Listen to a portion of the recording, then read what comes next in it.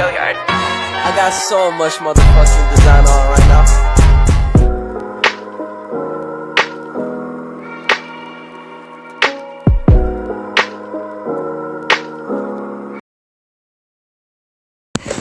Yang pertama, strategi berbasis biaya. Manajemen strategis adalah suatu proses yang digunakan oleh pengelola untuk merumuskan dan mengimplementasikan strategi demi menyediakan customer value terbaik untuk mewujudkan visi organisasi. Konsep strategi kompetitif yang menekankan keunggulan pada biaya cost leadership. Keunggulan pada biaya cost leadership adalah strategi kompetitif yang menyebabkan perusahaan sukses dengan membuat produk atau jasa pada biaya yang paling rendah dalam industri. Perusahaan menghadapi perusahaan pesaing dengan cara membuat produk dengan biaya paling rendah. Cost leader menghasilkan laba yang cukup pada harga yang rendah, sehingga membatasi pertumbuhan persaingan dalam industri melalui keberhasilan perang harga dan merusak profitabilitas pesaing. Cost leader umumnya memiliki pangsa pasar yang relatif besar dan cenderung menghindari segmen pasar yang kosong dengan menggunakan keunggulan harga untuk menarik pasar.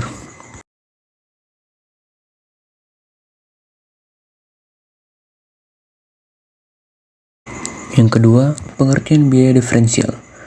Biaya diferensial atau biaya relevan sering pula disebut sebagai biaya marginal atau biaya incremental. Biaya diferensial merupakan berbagai kemungkinan yang dapat terjadi dan dapat digunakan perusahaan dalam menghitung biaya yang akan dikeluarkan. Kriteria penting agar suatu jenis biaya dapat dikelompokkan sebagai biaya diferensial. Yang pertama, biaya tersebut merupakan biaya yang akan datang. Yang kedua, biaya tersebut berbeda di antara sejumlah alternatif. Kemudian tujuannya yaitu analisis biaya diferensial digunakan untuk menentukan kenaikan pendapatan, biaya dan margin laba sehubungan dengan beberapa kemungkinan cara untuk menggunakan fasilitas tetap atau kapasitas yang tersedia.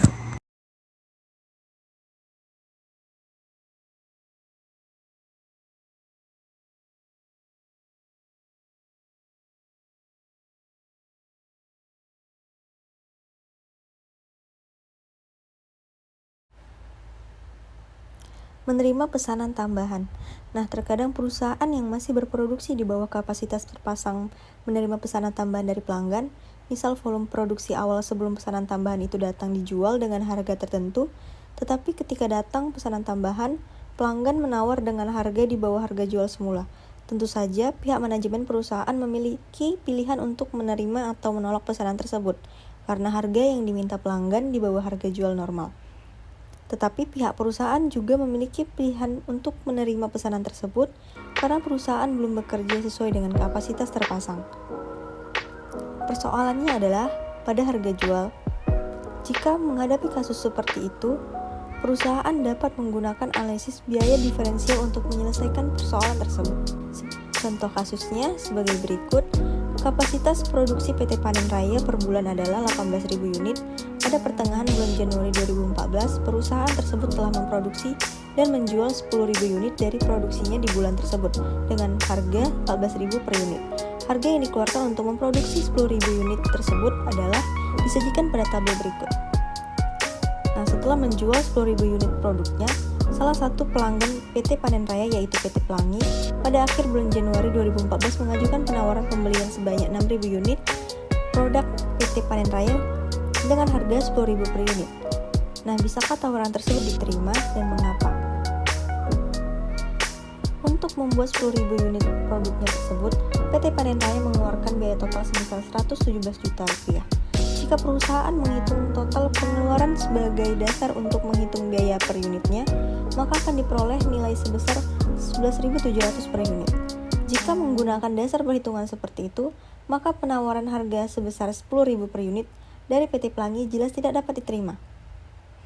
Tetapi pihak manajemen PT Panen Raya dapat menggunakan analisis biaya diferensial sebagai dasar pertimbangan menerima atau menolak pesanan tambahan dari PT Pelangi tersebut. Dari total sebesar 117 juta yang dikeluarkan perusahaan untuk membuat 10.000 unit produk tersebut, perusahaan mengeluarkan biaya variabel sebesar 80 juta dan biaya tetap sebesar 37 juta. Nah, biaya tetap sebesar 37 juta itu adalah biaya yang harus dikeluarkan perusahaan untuk kapasitas produksi sebesar 18.000 unit per bulan. Sedangkan pada bulan Januari 2014, PT Panen Raya baru membuat sebanyak 10.000 unit. Jika kemudian volume produksi perusahaan dinaikkan menjadi 18.000 unit untuk bulan Januari, maka perusahaan tidak perlu mengeluarkan biaya tetap tambahan lagi. Perusahaan cukup mengeluarkan biaya variabel untuk membuat 6.000 unit tambahan tersebut. Untuk membuat 10.000 unit yang pertama, perusahaan mengeluarkan biaya variabel total sebesar 80 juta. Itu berarti biaya variabel per unitnya adalah 8.000. Jadi untuk pesanan tambahan sebanyak 6.000 unit, PT Panen Raya cukup mengeluarkan biaya tambahan sebesar 48 juta, hasil dari 6.000 unit dikali 8.000. Jadi pada dasarnya, pesanan tambahan dengan harga lebih rendah dari yang diterima perusahaan, selama dapat menghasilkan margin kontribusi atau selisih antara harga jual dan biaya variabelnya positif, pesanan tambahan tersebut masih bisa dapat diterima. Jadi jelas bahwa keputusan untuk menjual 6.000 produk tambahan dengan harga jual yang lebih rendah adalah tepat, karena baik margin kontribusinya itu positif maupun laba totalnya tetap bertambah besar. Menurunkan harga pesanan khusus. Nah, ada kalanya pelanggan meminta perlakuan khusus untuk memberi produk yang mereka inginkan. Perlakuan khusus tersebut dapat berupa aksesoris, pemberian warna khusus, pemberian kemasan khusus, dan lain-lain. Jika produk pesanan khusus tersebut, itu artinya terjadi penurunan harga jual dibanding harga jual sebelumnya. Penambahan biaya akibat pesanan khusus ini dapat diperlakukan sebagai biaya relevan bagi perusahaan karena biaya-biaya tersebut dikeluarkan berkaitan dengan proses produksi tambahan. Sebagai contoh kasusnya, kapasitas produksi PT Cemerlang Sejati adalah 140.000 unit per tahun. Sampai akhir bulan Oktober 2012, perusahaan tersebut baru memproduksi dan menjual 100.000 unit produknya dengan harga 15.000 per unit. Biaya yang dikeluarkan untuk memproduksi 100.000 unit tersebut bisa dilihat pada tabel berikut.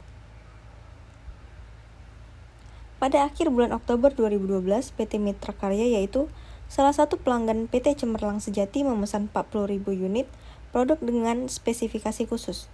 PT Mitra Karya meminta agar pesanannya diberi aksesoris tambahan dan kemasan khusus yang berbeda dengan kemasan yang biasa digunakan oleh PT Cemerlang Sejati.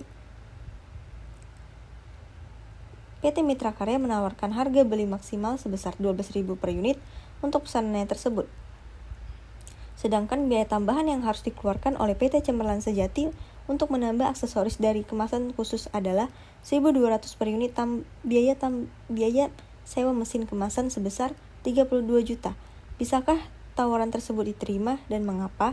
Jika biaya total sebelumnya yang digunakan sebagai dasar perhitungan biaya, maka akan diperoleh biaya per unit sebesar 11.700 per unit. Jika biaya ini ditambah biaya kemasan khusus sebesar 1.200 per unit, maka biaya yang harus dikeluarkan perusahaan adalah 12.900 per unit ditambah biaya sewa mesin kemasan sebesar 32 juta.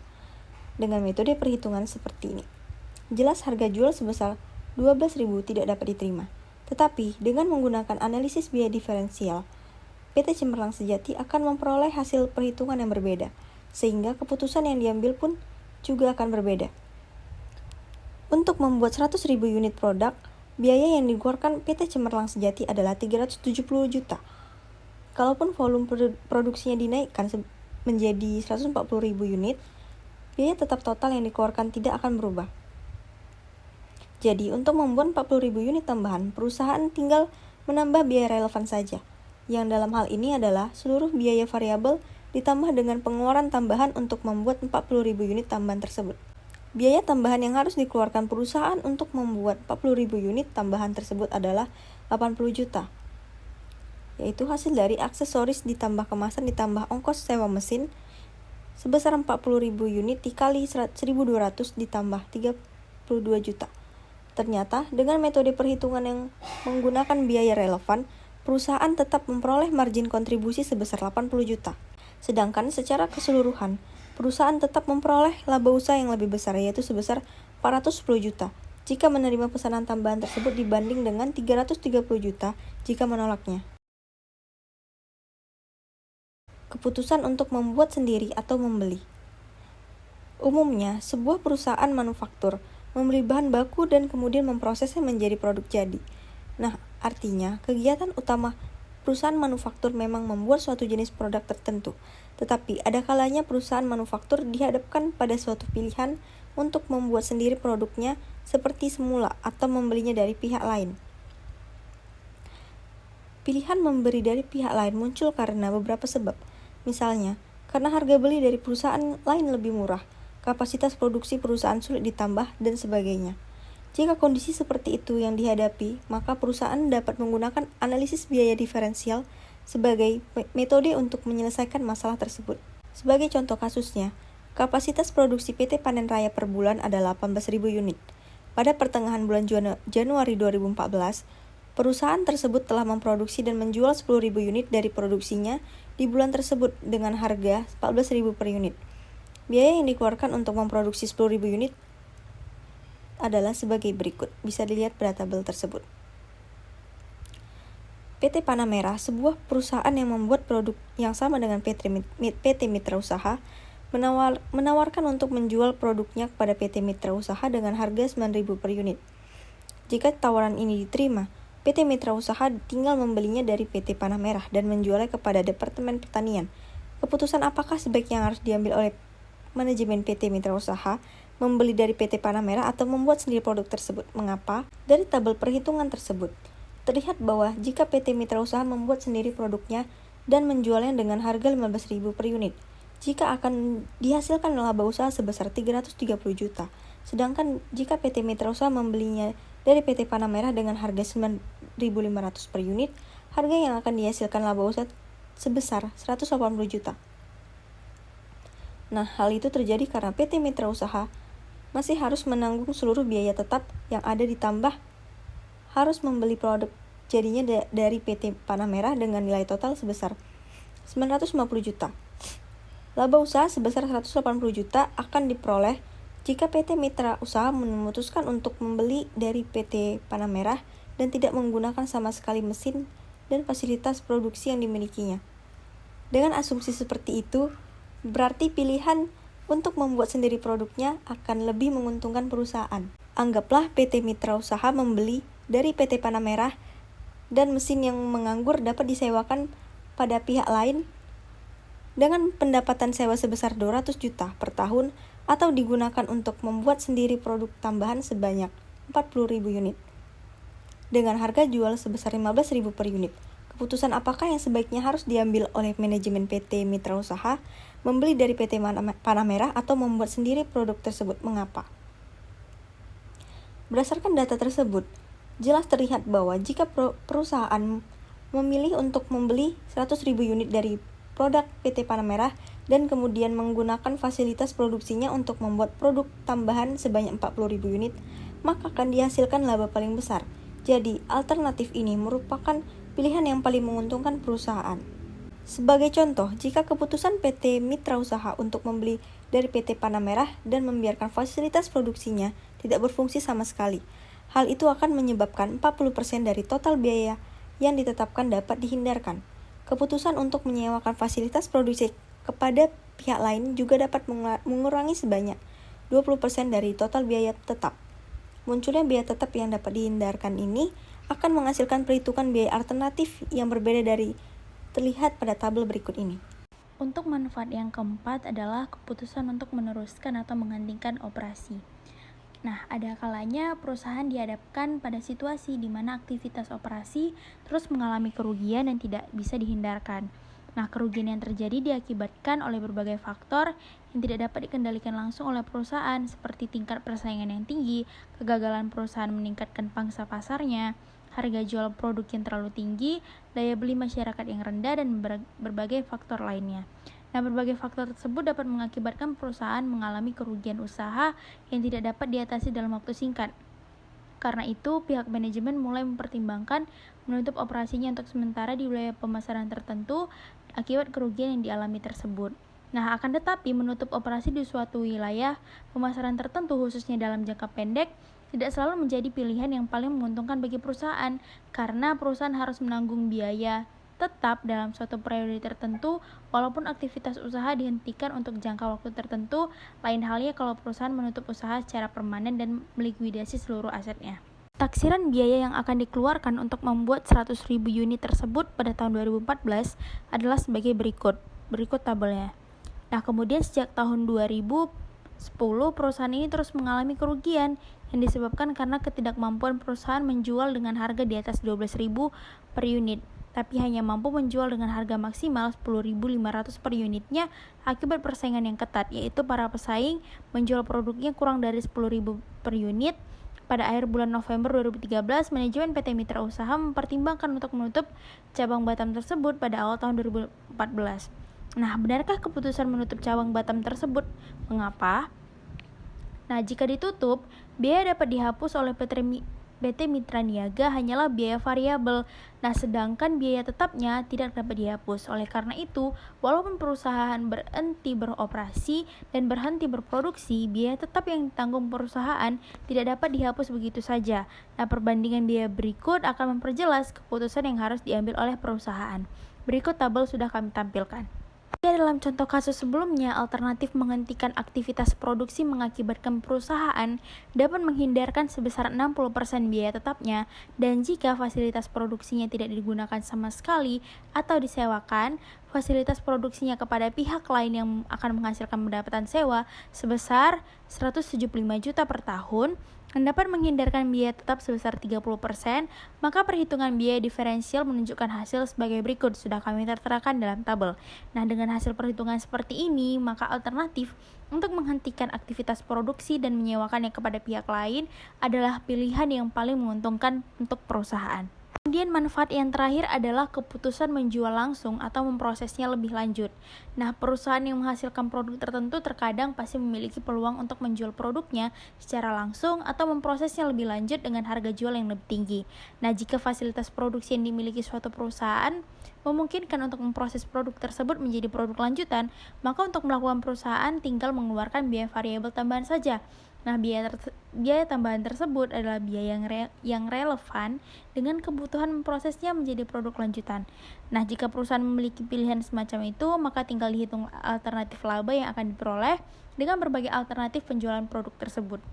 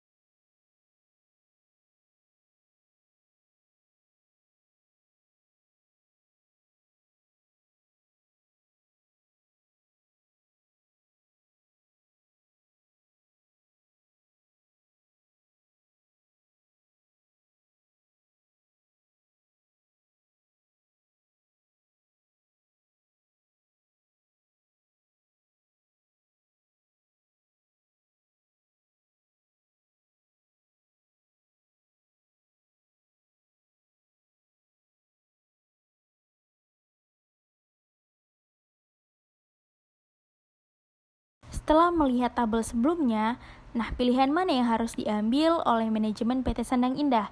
Yang pertama, apakah menjual produknya dalam bentuk kain tenun? Yang kedua, apakah memproses kain tenun dan menjual produknya dalam bentuk pakaian anak? Yang ketiga, apakah memproses kain tenun dan menjual produknya dalam bentuk kemeja pria? Yang terakhir, apakah memproses kain tenun dan menjual produknya dalam bentuk pakaian wanita? Nah, jawabannya ada pada tabel berikut ini. Nah, dapat dilihat bahwa laba usaha terbesar ada pada kemeja pria, maka lebih baik pilihannya adalah jatuh kepada memproses kain tenun dan menjual produknya menjadi bentuk kemeja pria.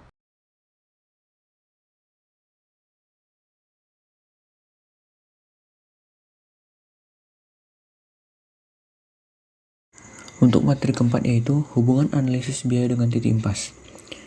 Titik impas adalah volume penjualan yang dicapai di mana perusahaan tidak memperoleh laba sama sekali. Pada volume penjualan impas ini, perusahaan tidak mengalami kerugian dan seluruh biaya tetap yang dikeluarkan perusahaan dalam kapasitas produksi yang direncanakan telah ditutup. Seluruh biaya tetap dalam kapasitas produksi yang direncanakan telah dibebankan pada volume impas tersebut. Itu berarti mulai volume penjualannya selanjutnya setelah volume penjualan impas. Perusahaan dapat menentukan biaya produknya hanya dengan menghitung biaya variabelnya saja. Itulah volume penjualan awal, di mana harga jual alternatif yang lebih murah untuk pesanan khusus dapat diberikan, yaitu harga jual yang jadi hanya menghitung biaya variabelnya saja. Jadi, volume impas merupakan titik awal volume penjualan alternatif. Dengan contoh kasus, kapasitas produksi PT Mutiara Niaga per tahun adalah 180.000 unit. Untuk tahun mendatang, perusahaan berencana menjual produknya dengan harga Rp15.000 per unit. Biaya yang dikeluarkan untuk memproduksi 180.000 unit tersebut adalah sebagai berikut. Yang pertama, biaya bahan baku langsung dengan nilai Rp540 juta, biaya tenaga kerja langsung Rp630 juta, biaya overhead variabel Rp270 juta, biaya overhead tetap Rp350 juta, biaya pemasaran variabel Rp180 juta, biaya pemasaran tetap Rp150 juta, dan biaya administrasi Rp2.220 juta. Berdasarkan pengalaman masa lalu, biasanya manajemen PT Mutiara Niaga selalu memperoleh pesanan khusus dengan harga tawaran yang lebih rendah. Misalnya, saat ini perusahaan memperoleh pesanan dari PT Koinmas, perusahaan distributor penting di wilayah Sulawesi. PT Koinmas menawar untuk membeli produk PT Mutiara Niaga dengan harga Rp12.000 per unit. Produk PT Mutiara Niaga lebih banyak dipasarkan di Pulau Jawa dan Bali. Di wilayah Jawa dan Bali, PT Mutiara Niaga menguasai lebih dari 60% pangsa pasar. Di wilayah Sulawesi, PT Mutiara Niaga belum dapat memasarkan produknya dengan baik karena persaingan ketat dengan produsen lainnya. PT Koinmas bersedia membeli produk PT Mutiara Niaga dalam jumlah berapapun, asal harga sebesar Rp12.000 per unit tersebut dapat dikabulkan. Jika tawaran PT Koinmas ini diterima, maka dapat dipastikan pemasaran produksi PT Mutiara Niaga di wilayah Sulawesi akan terjamin dan dapat menembus pasar Sulawesi yang selama ini sulit dilakukan oleh tim pemasaran perusahaan. Sedangkan manajemen perusahaan memiliki keinginan besar untuk menguasai pasar Sulawesi. Bisakah tawaran PT Koinmas tersebut diterima? Jika bisa diterima, mulai volume penjualan berapakah dan berapa banyak produk yang harus dijual kepada PT Koinmas. Adapun penyelesaiannya yaitu, dari data tersebut dapat diketahui bahwa biaya variabel perusahaan adalah Rp1.620 juta atau Rp540 juta ditambah Rp630 juta ditambah Rp270 juta ditambah Rp180 juta. Itu berarti biaya variabel per unit produk adalah Rp9.000 atau Rp1.620 juta dibagi 180.000 unit. Sedangkan biaya tetap total adalah Rp600 juta atau Rp350 juta ditambah 150 juta ditambah 100 juta. Jadi titik impas perusahaan tersebut adalah titik impas sama dengan biaya tetap total per biaya 1 dikurang biaya variabel per penjualan. Titik impas sama dengan 600 juta per 1 dikurang 8.000 per 15.000. Titik impas sama dengan Rp1.500 juta. Titik impas dalam unit Rp1.500 juta per 15.000. Titik impas dalam unit sama dengan 100.000 unit. Karena titik impas dicapai pada volume penjualan sebesar 100.000 unit, maka pada volume penjualan inilah perusahaan tidak akan mengalami rugi. Pada volume penjualan sebesar 100.000 unit, inilah seluruh biaya tetap sebesar Rp600 juta telah ditutup, karena telah dibebankan seluruhnya pada 100.000 unit penjualan produk perusahaan tersebut. Itu berarti untuk volume penjualan di atas 100.000 unit, perusahaan dapat menentukan harga jual hanya dengan menghitung biaya variabelnya saja. Jika PT Mutiara Niaga ingin menguasai pasar Sulawesi melalui penjualan kepada PT Koinmas, maka penjualan dengan harga Rp12.000 per unit tersebut dapat diberikan. Jika PT Mutiara Niaga dapat memastikan bahwa 100.000 unit yang pertama dapat dijual di Pulau Jawa dan Bali dengan harga Rp15.000 per unit.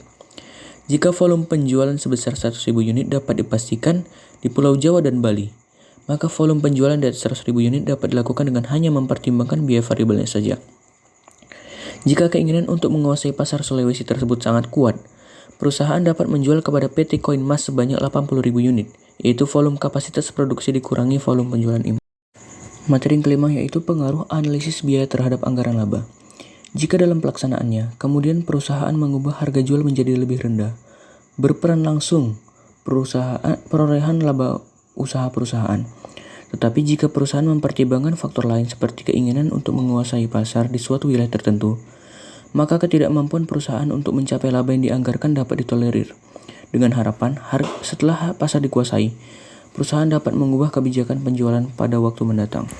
Dengan contoh kasus, misalnya dalam contoh kasus Menteri sebelumnya, keputusan untuk menjual sebanyak 8.000 unit produk kepada PT Koinmas dengan harga Rp12.000 per unit pasti menyebabkan perusahaan tidak akan dapat mencapai laba yang dianggarkan sebelumnya.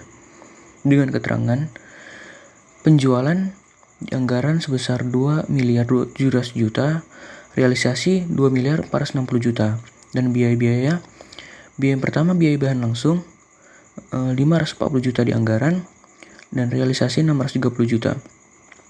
Biaya tenaga kerja langsung 630 juta di anggaran dan 630 juta di realisasi. Biaya overhead variabel 270 juta di anggaran, 270 juta di realisasi. Biaya overhead tetap 350 juta rupiah di anggaran dan 350 juta di realisasi. Biaya pemasaran variabel 180 juta di anggaran dan 180 juta di realisasi. Biaya pemasaran tetap 150 juta di anggaran dan 150 juta di realisasi. Dan administrasi umum 100 juta di anggaran, 100 juta di realisasi. Dan laba usaha 480 juta di anggaran dan 240 juta di realisasi. Keputusan untuk menjual produknya dengan harga jual lebih rendah dari harga jual yang direncanakan juga tidak selalu menurunkan pencapaian laba usaha yang dianggarkan. Jika dalam ilustrasi 4.6, PT Mutiara Niaga sebelumnya hanya mampu menjual produknya maksimal sebanyak 110.000 unit di wilayah Jawa dan Bali. Walaupun kapasitas produksinya 180.000 unit, sampai sejauh ini perusahaan tidak mampu menembus wilayah pemasaran di luar Jawa dan Bali. Jadi keputusan untuk menjual sebanyak 80.000 unit kepada PT Koinmas yang merupakan distributor penting di Sulawesi dengan harga jual lebih rendah tidak akan memberikan pengaruh yang terlalu besar terhadap pencapaian laba usaha perusahaan. Bahkan dapat meningkatkan perolehan laba usaha yang dianggarkan. Keputusan untuk menjual produk perusahaan dalam dua harga pada wilayah pemasaran berbeda ini dapat meningkatkan volume penjualan perusahaan. Walaupun sebanyak 80.000 unit dijual dengan harga jual yang lebih murah, tetapi karena sebelumnya perusahaan hanya mampu menjual maksimal 11.000 unit, maka keputusan untuk menjual 80.000 unit dengan harga Rp12.000 per unit ini dapat meningkatkan perolehan laba usaha perusahaan. Pada waktu perusahaan hanya mampu menjual sebanyak 110.000 unit produk di Jawa dan Bali, perusahaan hanya menganggarkan laba usaha sebesar Rp90 juta. Tetapi dengan penjualan sebanyak 180.000 unit pada dua harga, hal itu menyebabkan perusahaan memperoleh laba usaha sebesar Rp240 juta. Jadi keputusan untuk menjual 80.000 unit produk perusahaan di wilayah Sulawesi dengan harga yang lebih rendah malah mengakibatkan perolehan laba usaha yang lebih tinggi dibandingkan dengan anggaran sebelumnya. Dengan keterangan, penjualan 1 miliar 650 juta di anggaran dan 2 miliar 460 juta di realisasi. Dengan keterangan biaya-biaya yaitu biaya bahan langsung 330 juta di anggaran, 540 juta di realisasi. Biaya tenaga kerja langsung 380 juta di anggaran dan 630 juta di realisasi. Biaya overhead variabel 165 juta di anggaran dan 270 juta di realisasi. Biaya overhead tetap 350 juta di anggaran dan 350 juta di realisasi. Biaya pemasaran variabel 110 juta di anggaran dan 180 juta di realisasi. Biaya pemasaran tetap 150 juta di anggaran dan 150 juta di realisasi. Dan administrasi dan umum 100 juta di anggaran dan 100 juta di realisasi. Dan laba usaha 60 juta di anggaran dan 240 juta di realisasi.